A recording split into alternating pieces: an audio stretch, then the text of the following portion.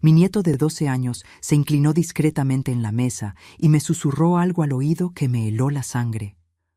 Abuela, los escuché anoche. Quieren hacerte algo terrible. Lo que ese valiente niño me reveló en ese momento lo cambió todo. Descubrí que mi propio hijo estaba tramando un plan a mis espaldas, algo tan cruel que jamás hubiera imaginado que mi propia sangre sería capaz de hacerme. A los 78 años, él pensó que yo sería solo una viejita indefensa y fácil de engañar. Pero lo que mi hijo no sabía es que Elena Santana no había llegado a esta edad siendo débil. Y cuando descubrí la verdad detrás de todo esto, le di la vuelta al juego de una forma que él jamás esperó. El secreto que mi nieto me contó esa noche fue solo el comienzo de un descubrimiento aún más aterrador. Pero antes de que revele lo que mi nieto susurró en mi oído y cómo arruiné los planes de mi hijo, revisa si ya estás suscrito al canal y escribe en los comentarios: ¿desde dónde estás viendo este video? Nos encanta saber hasta dónde llegan nuestras historias. El aroma a canela aún flotaba en la cocina mientras terminaba de servir la cena dominical. A mis 78 años, mis manos ya no eran tan firmes como antes, pero aún podían preparar los platillos que mantenían a mi familia unida alrededor de la mesa. Una tradición que construí a lo largo de décadas, incluso después de que Juan, mi esposo, nos dejara prematuramente. Esa noche algo era diferente. Quizás eran las sonrisas tensas de Roberto, mi único hijo, o la forma en que Patricia, mi nuera, evitaba mi mirada mientras elogiaba el pollo que había preparado. Había una tensión en el aire que ni siquiera las risas forzadas podían disimular. Fue entonces cuando mi nieto Pedro se inclinó discretamente hacia mí. Sentí su aliento cálido en mi oído cuando susurró: «Abuela, los escuché anoche. Van a enviarte a un asilo mañana por la mañana». Mi corazón se aceleró, pero mantuve una expresión serena. Tantos años de vida me habían enseñado a ocultar mis emociones cuando era necesario.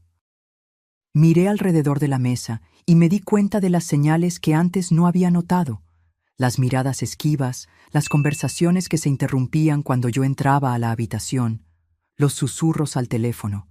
Todo tenía sentido ahora. «Mamá, después de la cena necesitamos hablar», anunció Roberto mientras picaba el arroz en su plato. «Es sobre tu futuro». «Claro, hijo», respondí con calma, pero por dentro una tormenta de emociones me consumía. Recogí los platos, una costumbre que ni la edad había podido romper, y me dirigí a la cocina, mi refugio. Allí, entre las ollas y los gabinetes que conocía de memoria, permití que mi máscara cayera por un momento. Respiré hondo, tratando de ordenar mis pensamientos. Esta casa, en la calle de las Acacias, en el corazón de la Ciudad de México, era todo lo que me quedaba.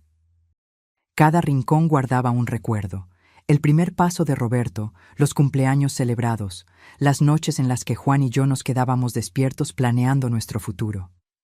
Pedro apareció en la puerta de la cocina, mirando alrededor para asegurarse de que estaba solo.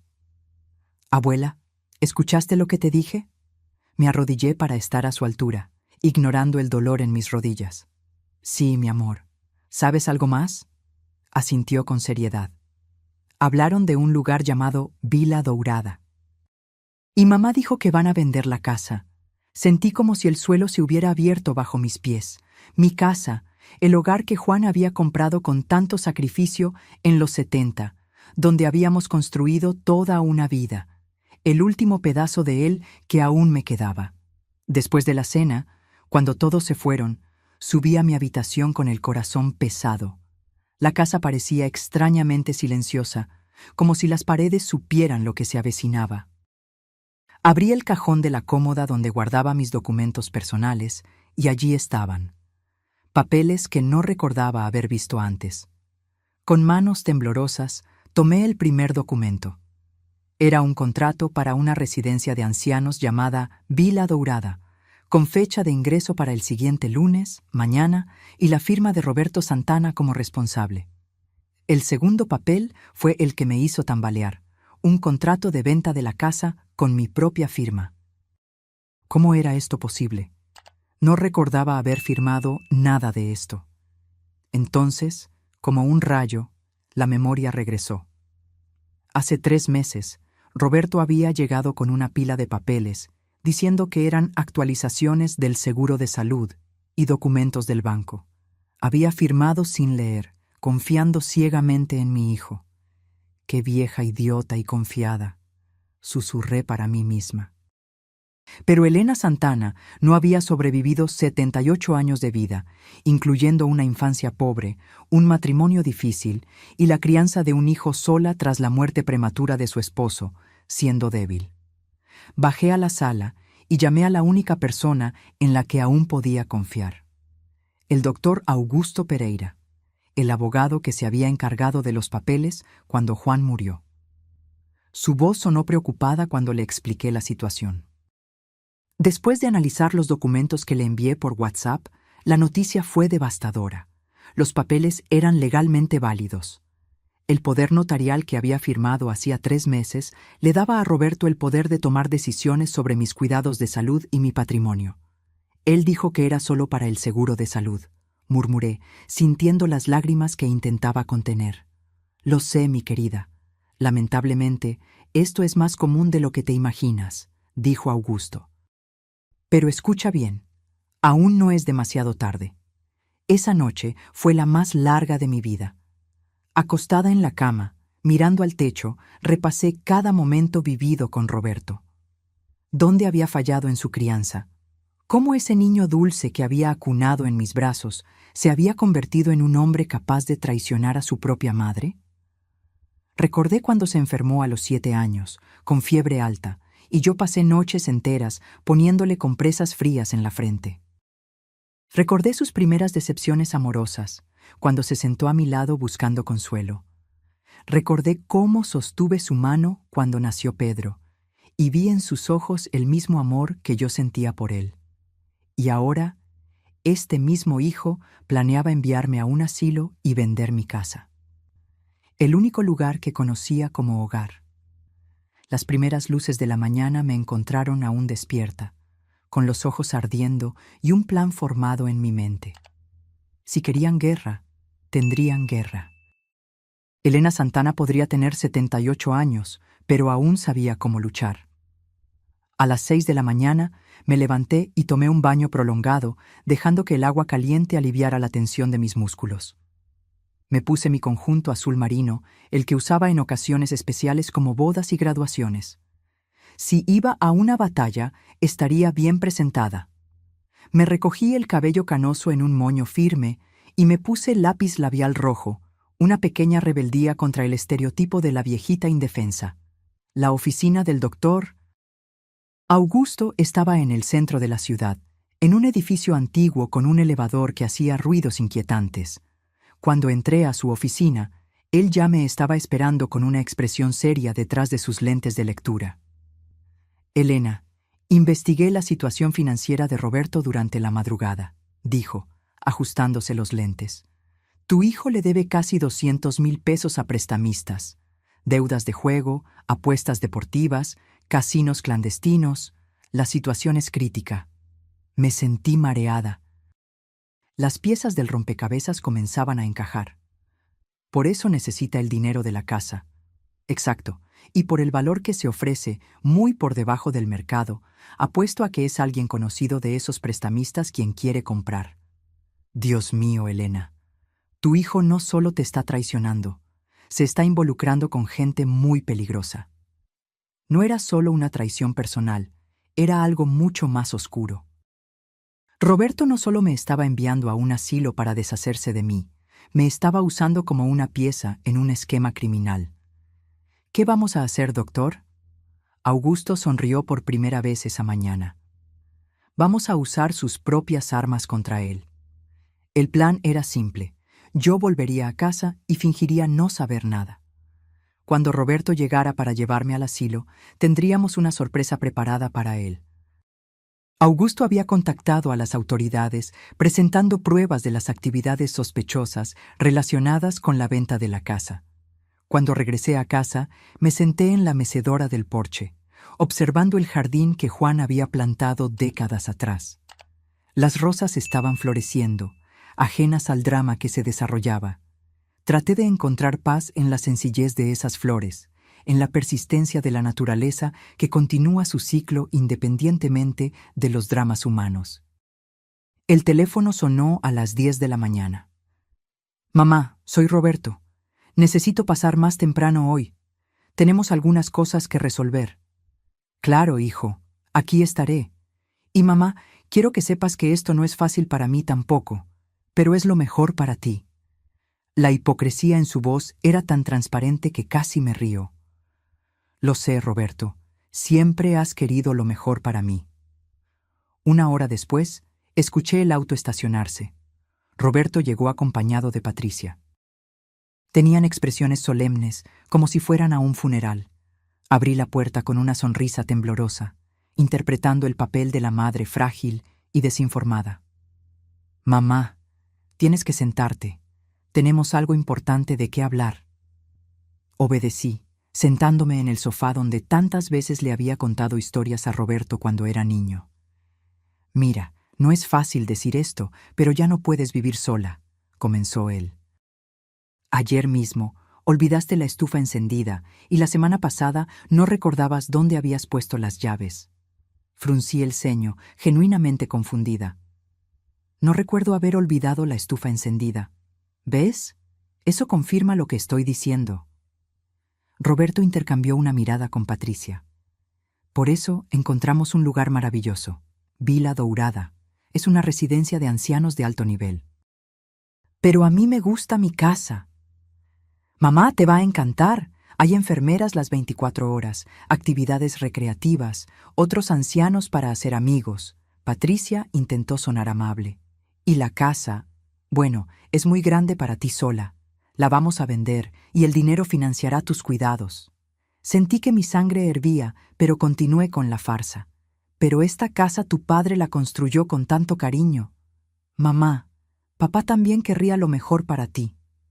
Roberto se estaba impacientando. «Ya está todo decidido. Nos vamos ahora». Fue entonces cuando decidí abandonar la actuación. Enderecé mi espalda, levanté la barbilla y miré directamente a los ojos de mi hijo. «Roberto, hijo, ¿cuánto tiempo llevas creyéndome tonta?» Roberto y Patricia se miraron confundidos. «¿Cómo que mamá?» Me levanté del sofá de repente, sintiendo una fuerza que no sabía que aún tenía. «¿Cuánto tiempo llevan pensando que no sé de tus deudas de juego, de los 200,000 pesos que le debes a prestamistas, del hecho de que me engañaron para firmar un poder notarial fraudulento?» Roberto palideció. «Mamá, mamá, ¿de qué estás hablando?» «Estoy hablando de la conversación que tuvieron anoche, pensando que Pedro estaba dormido. Estoy hablando de los papeles que ustedes pusieron en mi cajón. Estoy hablando de que pensaron que una mujer de 78 años sería lo suficientemente tonta como para no darse cuenta de que estaba siendo traicionada por su propia familia». Patricia intentó intervenir. «Doña Elena, usted está confundida». «¿Confundida?» Levanté la voz por primera vez. «La única cosa confusa aquí es cómo crié a un hijo capaz de robarle a su propia madre». Roberto intentó recomponerse. «Mamá, aunque lo sepas, los documentos ya están firmados. La venta de la casa se realiza hoy por la tarde y, legalmente, tengo poder notarial para nada». La voz grave del doctor Augusto sonó en la puerta de la sala. No estaba solo. 2 policías uniformados lo acompañaban. «Roberto Santana, queda usted arrestado por estafa contra una persona mayor y falsedad ideológica». Lo que sucedió en los siguientes minutos quedará para siempre grabado en mi memoria como una película en cámara lenta. Roberto intentó huir por la puerta trasera, pero fue rápidamente detenido. Patricia comenzó a llorar, alegando inocencia, pero los documentos mostraban su firma como testigo en varios papeles. «¿Cómo?», preguntaba Roberto, incrédulo, mientras las esposas se cerraban en sus muñecas con un clic metálico que resonó en la silenciosa sala. El doctor Augusto se ajustó las gafas con una leve sonrisa. Tu madre puede tener 78 años, pero aún tiene la mente más aguda que la tuya. Tan pronto como descubrió tu plan, contactamos a las autoridades y descubrimos cosas muy interesantes sobre tus actividades. Uno de los policías mostró una orden de registro y decomiso. Señor Roberto, además de la estafa, está siendo investigado por asociación con el narcotráfico. Los prestamistas a los que le debe dinero son conocidos nuestros. Me volví a sentar, sintiendo de repente todo el peso de la situación. No era solo una traición familiar. Mi hijo estaba involucrado en el crimen organizado. El niño que había criado, a quien le había dado todo de mí, se había convertido en un criminal. ¡Mamá! ¡Mamá!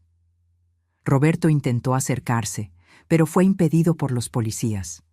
«Mamá, por favor, no», levanté la mano, interrumpiendo sus súplicas. «Ya no eres mi hijo.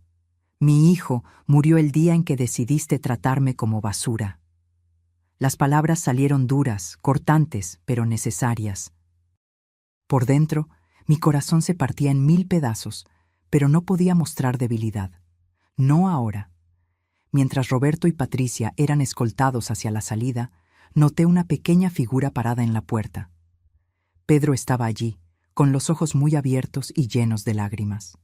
No me había dado cuenta de que mi nieto había presenciado toda la escena. «¡Abuela!», corrió a mis brazos, sollozando. No sabía que papá y mamá habían hecho cosas tan malas. Abracé a mi nieto, sintiendo que al menos una persona de la familia todavía valía la pena. «No te preocupes, mi amor. A veces los adultos toman decisiones muy malas, pero tú no eres responsable de las decisiones de tus padres». El doctor Augusto se acercó, con una expresión grave. «Elena, tengo que contarte el resto. Hay más. La casa que querían venderle al amigo de Roberto en realidad se usaría como laboratorio de drogas. Por eso el precio era tan bajo. Querían usar tu propiedad para actividades criminales». Sentí una náusea repentina. La magnitud de la traición era aún mayor de lo que imaginaba. Mi propio hijo estaba dispuesto a usar la casa que su padre construyó con tanto amor para actividades criminales. Dios mío, pero ahora se acabó. Los contratos son nulos, el poder notarial fue cancelado y tu casa sigue siendo tuya. Pedro me miró con ojos asustados. «Abuela, ¿qué va a pasar conmigo?». Esa era la pregunta que más temía. Con sus padres en la cárcel, Pedro quedaría prácticamente huérfano. Miré a ese niño, tan parecido a Roberto a su misma edad, pero con un corazón tan diferente, y supe lo que debía hacer. «Doctor Augusto, ¿puedo solicitar la custodia de Pedro?». El abogado sonrió. «Ya preparé los papeles. A los 78 años normalmente sería complicado, pero, dadas las circunstancias excepcionales y el hecho de que has demostrado estar en plena capacidad mental y física, creo que lo lograremos». En las semanas siguientes, mi vida se transformó por completo. Entre audiencias en el tribunal, testimonios y la burocracia para obtener la custodia de Pedro, apenas tuve tiempo para procesar todo lo que había sucedido. El caso de Roberto llegó a los titulares de los periódicos locales. «Hijo intenta internar a madre anciana para vender casa a narcotraficantes». La vergüenza pública se sumó a mi dolor personal. Algunas noches, después de que Pedro se dormía, me permitía llorar en silencio en la habitación. Lloraba por el hijo que había perdido, por el sueño destruido de una familia unida, por la traición que nunca imaginé sufrir a manos de quien más amaba. Pero cuando salía el sol, me secaba las lágrimas y seguía adelante. Por Pedro y por mí misma. La casa en la calle de las Acacias, que casi perdí, cobró nueva vida. Pinté las paredes, replanté el jardín, hice pequeñas reformas. Era como si estuviera reconstruyendo no solo el espacio físico, sino también mi propia existencia. Pedro se adaptó sorprendentemente bien a la nueva realidad. Lejos de la constante tensión que existía en casa por los problemas de sus padres, comenzó a florecer. Sus notas en la escuela mejoraron, hizo nuevos amigos y por primera vez lo vi sonreír sin reservas. Una tarde de sábado, mientras podábamos los rosales en el jardín, Pedro me hizo una pregunta que había estado guardando durante meses. Abuela, ¿todavía quieres a papá? Dejé de hacer lo que estaba haciendo y miré hacia el horizonte, donde el sol comenzaba a ponerse, pintando el cielo de naranja y rosa. Sabes, Pedro, el amor de una madre es muy extraño. Es como estos rosales. Incluso cuando cortamos todas las ramas, en la próxima primavera, intentan florecer de nuevo. El amor no desaparece así, de un momento a otro. Entonces, ¿todavía lo quieres? Quiero al niño que fue. Quiero los recuerdos que guardé. Pero al hombre en que se convirtió, a ese ya no lo reconozco como mi hijo. Pedro asintió, comprendiendo con una madurez sorprendente para sus 12 años. ¿Y tú, Pedro? ¿Todavía quieres a tu padre? Se quedó en silencio por un momento, pensativo. Creo que sí, pero también estoy muy enojado con él. Y triste. Abracé a mi nieto, sintiendo su pequeño cuerpo contra el mío. Está bien sentir enojo y tristeza, es parte de querer a alguien. Esa noche, después de que Pedro se durmió, me senté en el porche, contemplando las estrellas. Pensé en Juan, mi esposo, y me pregunté qué diría si pudiera ver todo esto. Imaginé que estaría orgulloso de mi fuerza, pero triste por el destino de nuestro hijo. Los meses pasaron, se convirtieron en estaciones, y las estaciones en años. La vida encontró un nuevo ritmo para nosotros. A los 80 años, descubrí alegrías que no imaginaba posibles en esta etapa de la vida. Comencé a tomar clases de pintura 3 veces por semana en la Casa de Cultura del barrio. Mis dedos arrugados, que una vez temblaban al sostener un cubierto, ahora bailaban con pinceles sobre el lienzo, creando paisajes coloridos que decoraban las paredes de nuestra casa. Pedro, ahora de 14 años, se había convertido en un adolescente responsable y cariñoso. Alto y esbelto, con rasgos que cada día recordaban menos a Roberto y más a su abuelo Juan, me cuidaba con la misma dedicación con la que yo lo cuidaba a él. Creamos una rutina reconfortante. Él iba a la escuela por la mañana, yo a mis clases de pintura o al grupo de lectura en la biblioteca. Por la tarde, preparábamos la cena juntos, contándonos las historias del día. Rara vez hablábamos de Roberto o Patricia. Era como si hubiéramos acordado en silencio dejar el pasado en el pasado. Pedro ocasionalmente recibía cartas de su padre, desde la prisión, pero yo nunca le preguntaba el contenido, y él nunca se ofrecía a compartirlo. Una mañana de domingo, 2 años después de aquella fatídica cena que cambió nuestras vidas, estábamos preparando el almuerzo juntos. Pedro había aprendido a hacer la salsa de tomate exactamente como yo le enseñé, y ahora se encargaba de esa parte mientras yo preparaba la pasta. El sonido del timbre nos tomó por sorpresa. No esperábamos visitas. «Yo abro, abuela», dijo Pedro, secándose las manos en el delantal. Minutos después, regresó a la cocina con una expresión que no pude descifrar de inmediato. Estaba pálido, con los labios ligeramente temblorosos. «Abuela, es papá». Sentí que mi corazón se aceleraba. «¿Roberto?» «Está diferente, más delgado, más... no sé. Dijo que salió de la prisión la semana pasada por buen comportamiento». Miré por la ventana de la sala. Allí estaba Roberto, parado en la puerta, visiblemente nervioso. Realmente estaba más delgado, con el cabello canoso prematuramente, y había algo diferente en su postura, una humildad que nunca antes había visto. «¿Qué quieres hacer, abuela?» Miré a mi nieto, dándome cuenta de cuánto había crecido, no solo físicamente, sino emocionalmente. Era lo suficientemente maduro para entender la complejidad de la situación. «¿Qué crees que deberíamos hacer, Pedro?» Él pensó por un momento. «Creo que al menos deberíamos escuchar lo que tiene que decir. Pero eso no significa que lo vamos a perdonar u olvidar».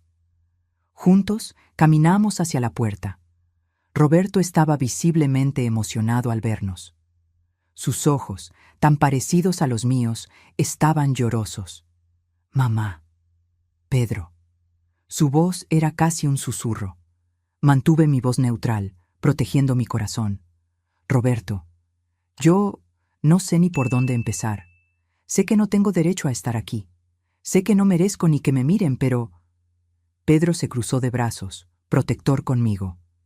Pero necesito que sepan que estos 2 años me hicieron entender lo que hice, la magnitud del daño que causé. Roberto comenzó a llorar abiertamente. Mamá, casi destruyo a la mujer que me dio la vida. Traicioné a la persona que más me amó en todo el mundo. Permanecí en silencio, observando cada gesto, cada expresión, buscando señales de falsedad. En la prisión tuve tiempo para pensar, mucho tiempo, y me di cuenta de que no era adicto solo al juego. Era adicto a la idea de tener dinero fácil, de no tener responsabilidades, de ser un niño mimado, incluso siendo un hombre de 47 años. ¿Y qué?, preguntó Pedro, aún desconfiado. Y que entendí que ustedes hicieron lo correcto. Mamá, me salvaste. Si no me hubieras denunciado, ahora estaría muerto. Los prestamistas me iban a matar. Roberto se acercó un poco más. Sé que no puedo pedir perdón. Sé que no puedo esperar que me acepten de nuevo, pero quería que supieran que he cambiado. Realmente cambié. Estoy en tratamiento para la adicción. Estoy trabajando. Un trabajo honesto. Miró a Pedro. Y quería pedirte disculpas, hijo. Merecías un padre mejor. La abuela Elena fue más padre para ti que yo. Pedro me miró, esperando alguna orientación. Roberto, dije finalmente, ¿de verdad crees que 2 palabritas van a borrar 2 años de traición? No, mamá, no lo borran, y ni siquiera deberían borrarlo. Solo quería que supieran que pasaré el resto de mi vida tratando de merecer una segunda oportunidad, incluso si esa oportunidad nunca llega. Estudié el rostro de mi hijo. Había algo diferente allí. La arrogancia había desaparecido, la codicia se había disipado. Lo que quedaba era un hombre roto, pero tal vez, honesto por primera vez en muchos años. Roberto, ¿dónde está Patricia? Nos separamos.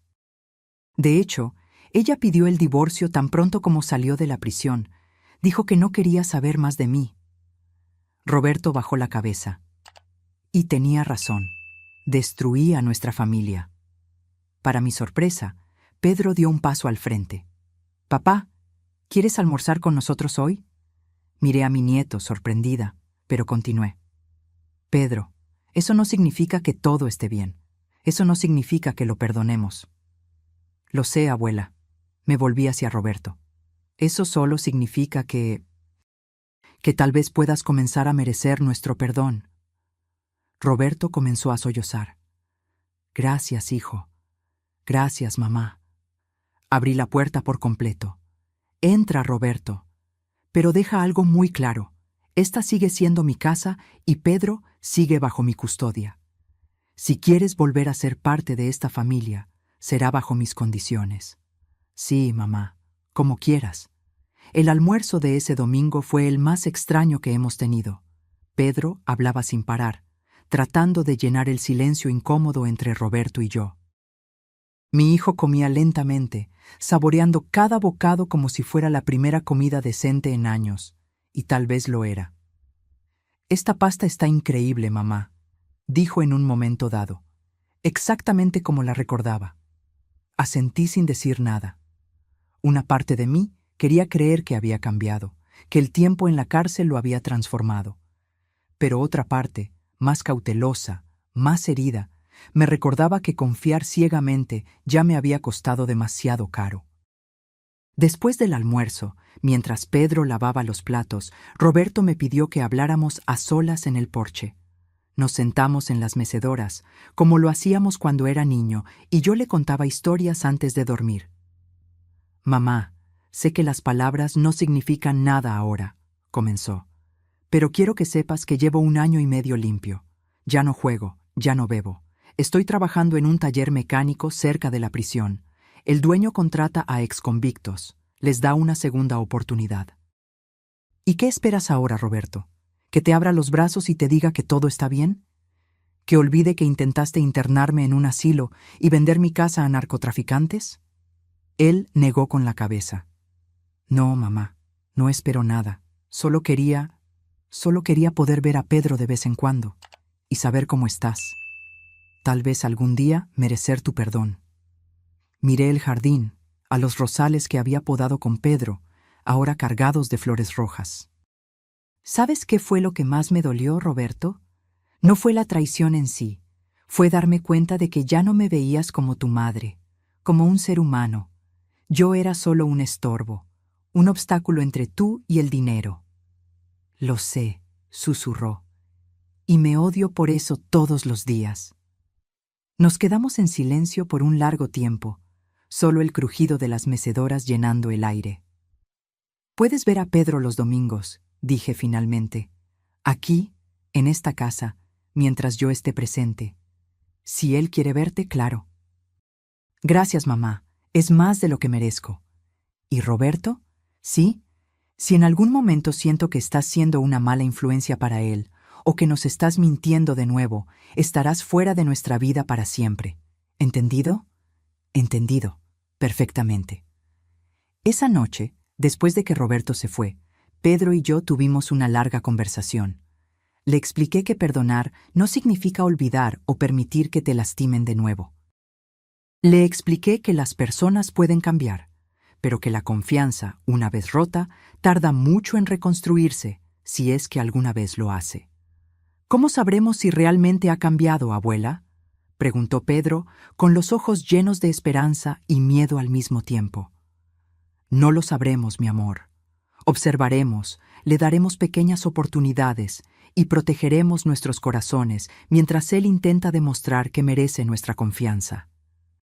Es como replantar un árbol que fue arrancado de raíz, puede volver a crecer, pero nunca será exactamente el mismo. En los meses siguientes, Roberto cumplió rigurosamente nuestro acuerdo. Venía los domingos, siempre puntual, siempre respetuoso. Le traía pequeños regalos a Pedro, un libro, una camiseta de un equipo de fútbol, cosas sencillas que demostraban que estaba tratando de conocer mejor a su hijo. Para mí, traía flores del mercado, nunca rosas, porque sabía que tenía las mías, pero siempre margaritas, mis favoritas desde joven. Lentamente, como una herida que cicatriza, comenzamos a crear una nueva dinámica familiar. No era la familia que teníamos antes, esa estaba irremediablemente perdida.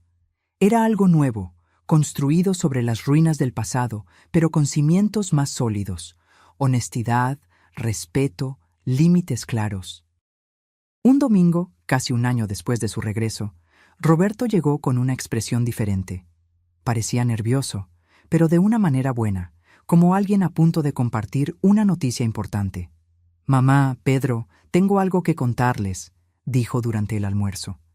«Me ascendieron en el taller. Ahora soy gerente». Pedro sonrió, genuinamente feliz por primera vez al escuchar noticias de su padre. «Eso es increíble, papá. Felicidades». Yo asentí, permitiéndome una pequeña sonrisa. «Me alegro por ti, Roberto». «Hay más», continuó. «Estoy ahorrando dinero, no mucho todavía, pero lo suficiente para empezar a pensar en alquilar un pequeño apartamento cerca de aquí, para cuando Pedro quiera visitarme si quiere». Vi los ojos de mi nieto brillar. Por mucho que intentara ocultarlo, yo sabía que él soñaba con la posibilidad de tener a su padre de vuelta en su vida de una manera más presente. «Eso sería genial», dijo Pedro, tratando de contener su entusiasmo. Fue en ese momento que me di cuenta de que, por más doloroso que fuera para mí, necesitaba permitir que Pedro reconstruyera su relación con su padre. El niño merecía esa oportunidad, y Roberto parecía estar realmente esforzándose por ser el padre que nunca había sido. 2 años pasaron desde ese primer almuerzo. Roberto ahora alquilaba un pequeño apartamento a 3 cuadras de nuestra casa. Pedro pasaba algunas tardes allí después de la escuela y ocasionalmente dormía en la casa de su padre los fines de semana. Yo aún mantenía mis reservas, todavía observaba desde lejos, pero no podía negar la transformación que había ocurrido en mi hijo. En mi cumpleaños número 82, Roberto me sorprendió al aparecer con un enorme ramo de margaritas y un sobre.